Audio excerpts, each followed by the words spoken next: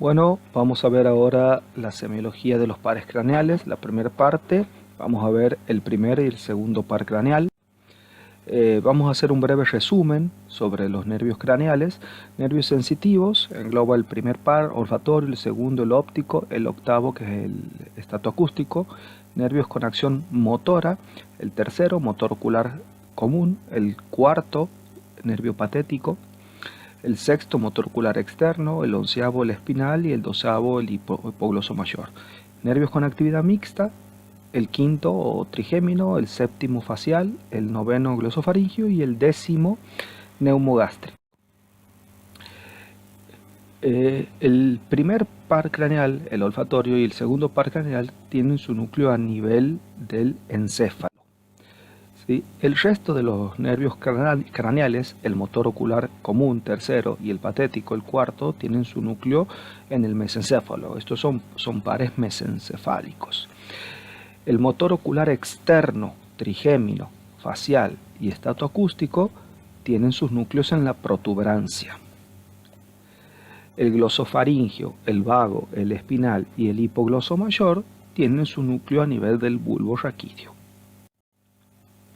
Entonces podemos distinguir los pares craneales en cuatro grupos. A nivel del cerebro medio o telencefálicos, el primer y el segundo par, el olfatorio y el óptico. En el mesencéfalo, el tercero y el cuarto, motor ocular común y patético. En la protuberancia, el quinto, sexto, séptimo y octavo. El trigémino, el motor ocular externo, el facial y el estatoacústico. En el bulbo, el noveno, el décimo, el onceavo y el doceavo. El glosofaringio, el vago, el espinal y el hipogloso mayor. De estos pares, tres son puramente sensitivos, el primero, el segundo y el octavo, es decir, el olfatorio, el óptico y el estatoacústico. 5 son puramente motores, el tercero, el cuarto, el sexto, el 11 y el 12. Y 4 son mixtos, ¿sí? El trigémino, el facial, el glosofaringio y el vago. Podemos usar una mnemotecnia dibujando un rostro con los diferentes pares craneales. El primer par craneal lo vamos a poner en el centro, como dijimos, es el olfatorio. Tenemos los ojos que forman el segundo par craneal, el nervio óptico, ¿sí?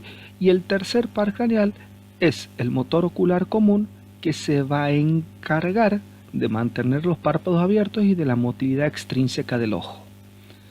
El cuarto par craneal es el patético que dirige la mirada hacia abajo. Básicamente se encarga de activar el oblicuo mayor. El sexto par craneal dirige la mirada hacia lateral, es decir, el recto externo. El quinto par le da la sensibilidad a la cara, es el trigémino, ¿sí? Y también se encarga de la motricidad de la masticación.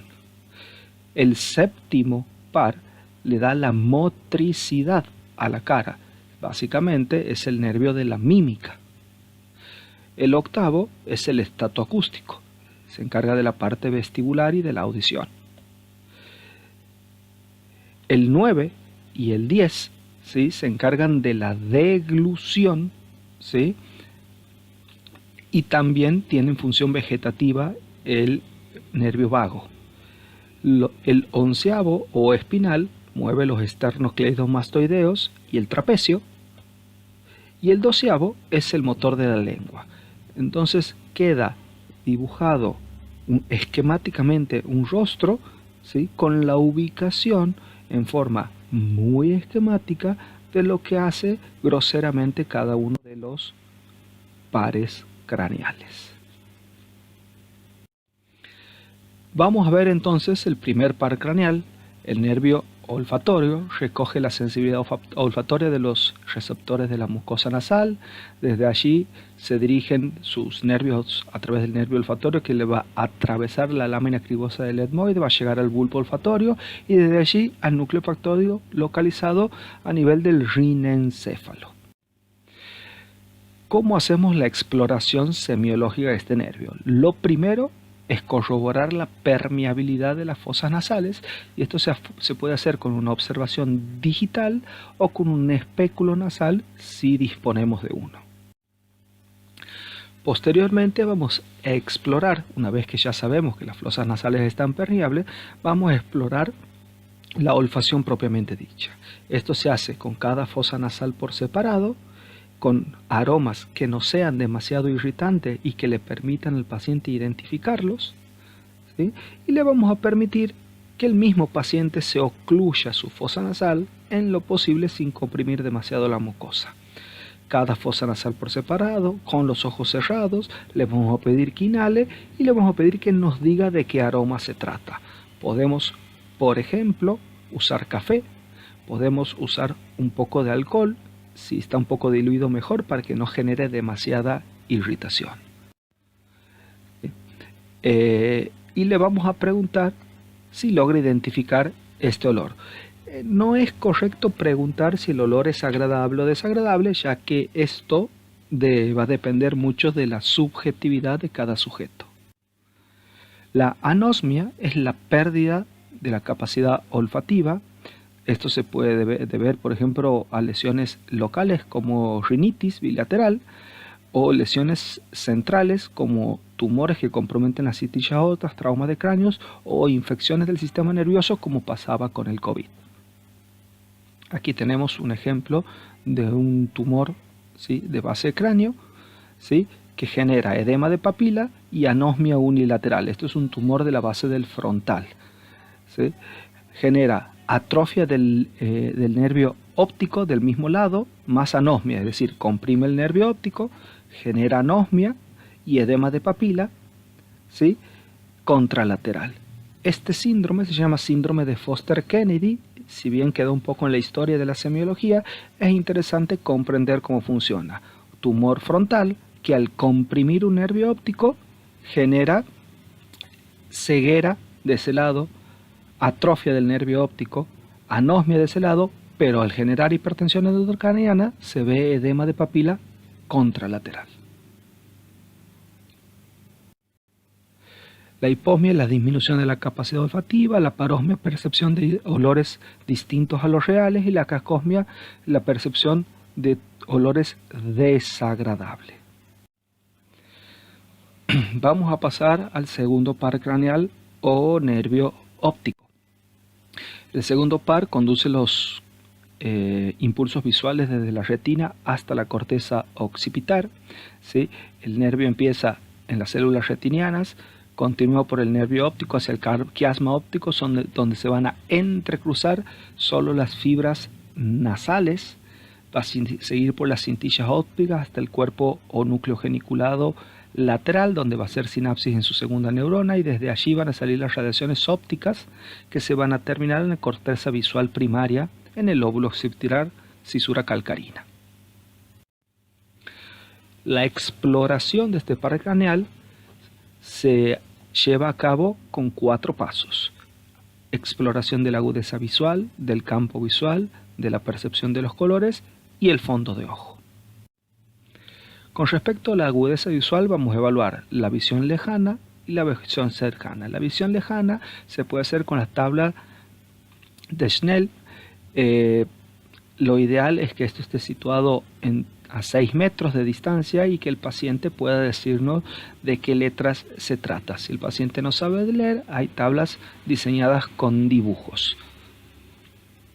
Se usa cada ojo por separado, se le pide al paciente que él mismo se ocluya un ojo sin comprimir, ¿sí?, el globo ocular para no generar lesión de los elementos refringentes del globo ocular.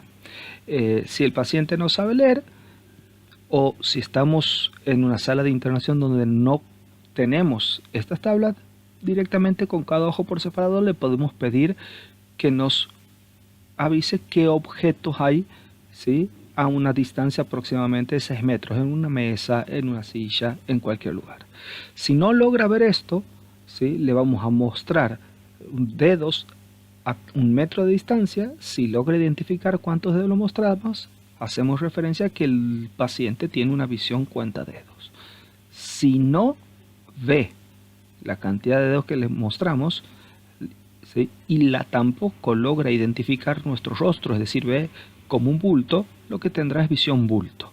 Y si no ve absolutamente nada y solo diferencia entre claridad y oscuridad, diremos que tiene visión luz o directamente ceguera.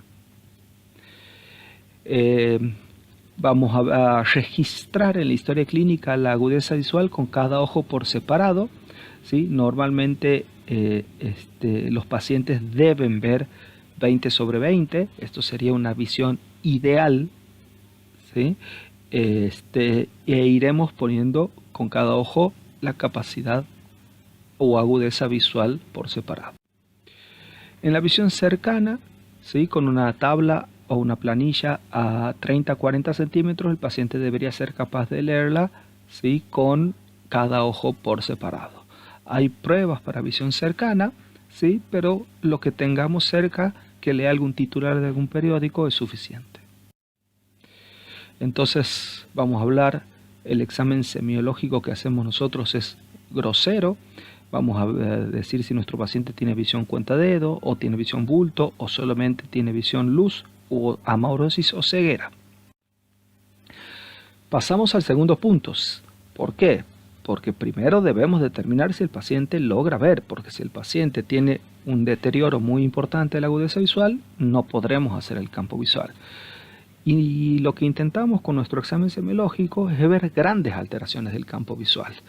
Cuando hay pérdida de un hemicampo visual, se llama hemianopsia. Cuando hay pérdida de una porción pequeña del campo visual, esto se llama escotoma. Básicamente la hemianopsia es un gran escotoma.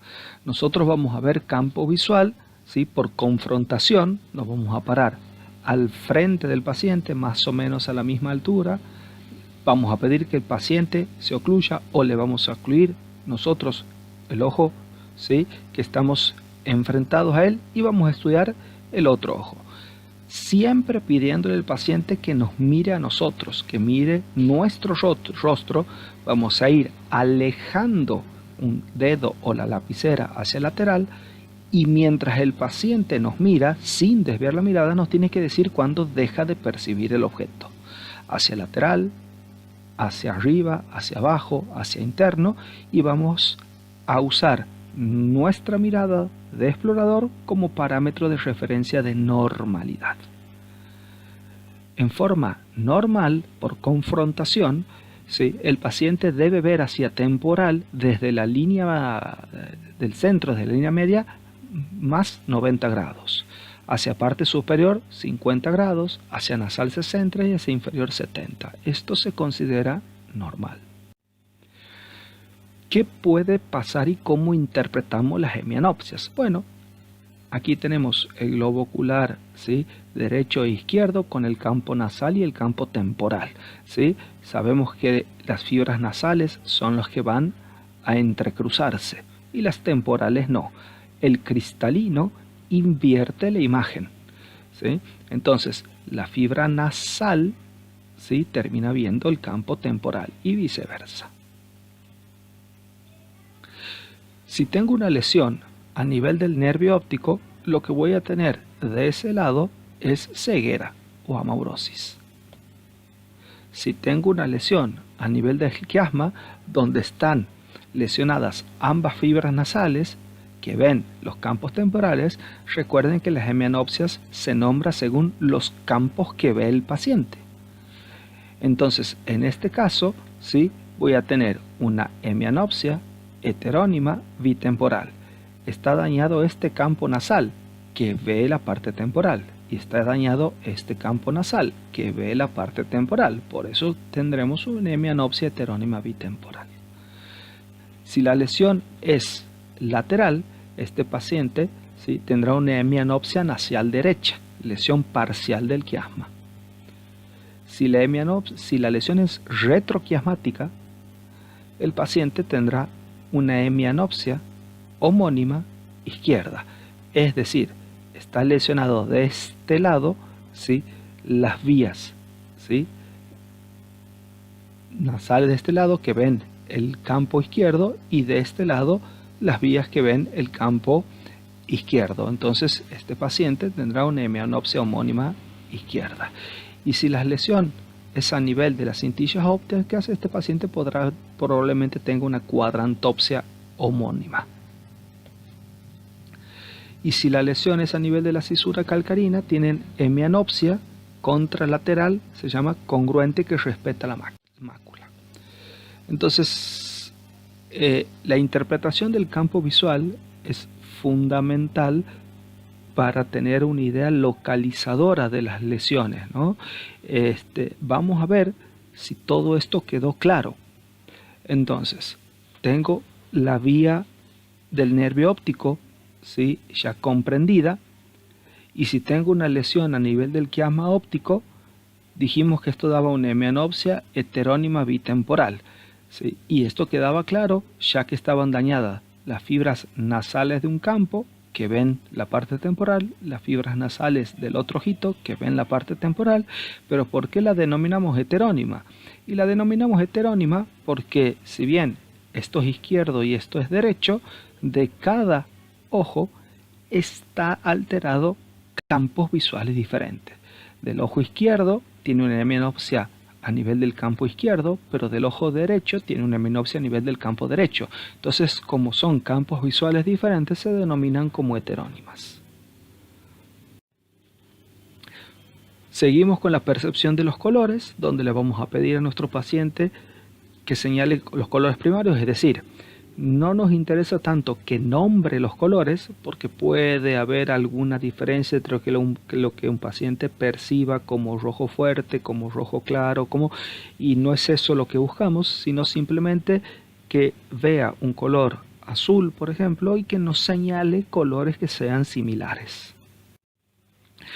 Si tengo la posibilidad de usar los test de Ishihara, ¿sí?, sería lo ideal para ver los distintos tipos de daltonismo, las distintas gamas de colores. Si es un daltonismo en la gama del azul, en la gama del rojo, en la gama del verde, voy a poder detectar con estos tests, ¿sí?, según puede o no puede ver los números puestos en estas tablas.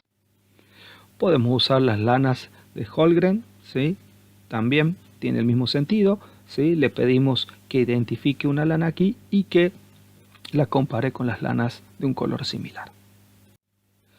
La discromatopsia es la alteración para la visión de los colores. La acromatopsia es la pérdida de la visión de los colores, ve blanco y negro. La metacromatopsia sí es la visión de colores diferentes. Recuerden que el daltonismo es una enfermedad frecuente, bastante prevalente, mucho más frecuente en los hombres que en las mujeres. El fondo de ojos, si bien no es patrimonio del cursado de semiología, se lo va a ver bien durante el cursado de oftalmología, sí al menos saber algunos conceptos básicos. Vamos a ver 4 cosas básicas en el fondo de ojo: la papila, los vasos retinianos, la retina propiamente dicha y la mácula, ¿sí? Los vasos retinianos vamos a ver tanto venas como arterias, cruces arteriovenosos, y si hay alguna alteración en la retina vamos a ver si hay sangrados, ¿sí? La mácula la vamos a ver como la zona de mayor visión donde los vasos confluyen, y la papila deberemos ver que no haya edema o atrofia papilar. Muchas gracias.